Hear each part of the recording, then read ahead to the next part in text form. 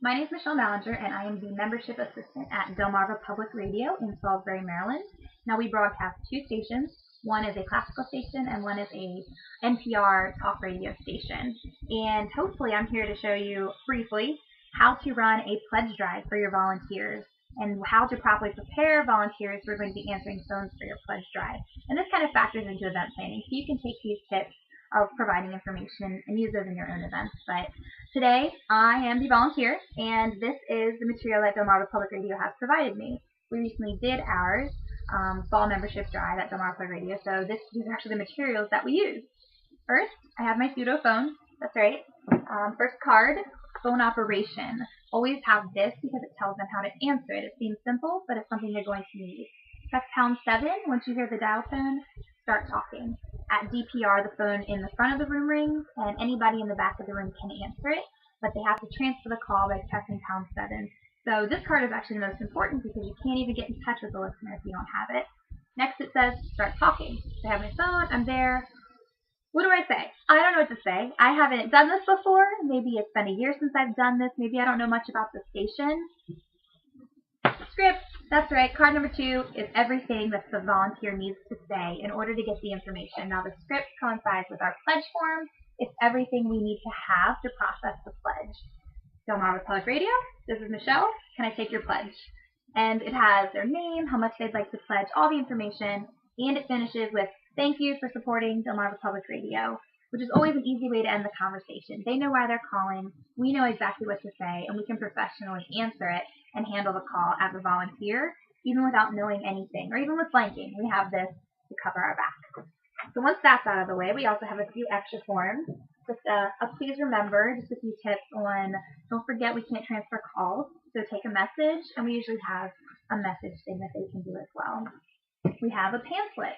It's nicely laminated. You'll notice all of our materials are kind of laminated because volunteers, they come in and out, so things get torn up a few times. We've replaced many papers, so just have everything kind of secure and laminated so nobody tears it up. It's everything that the other things say. It's how to transfer calls, it's to take messages, it's what Evergreen Friends are, which are our monthly donors, and a little information about that. But it's our telephone volunteer guide, so everyone gets one. Next, the forms in the corner. At your organization, maybe you're not a radio station, that's okay, but just have information about you. We have 2 stations, like I mentioned. We have a programming schedule on everyone's desk who's a volunteer of all the programs we air and what time we air them on both stations. There's one for WSDL, the classical, and one for WSDL, the news talk.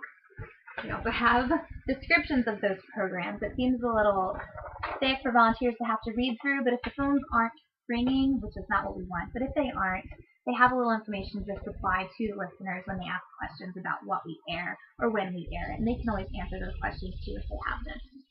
Finally, we get to the fun stuff. Just a few incentives. Always have incentives for your volunteers.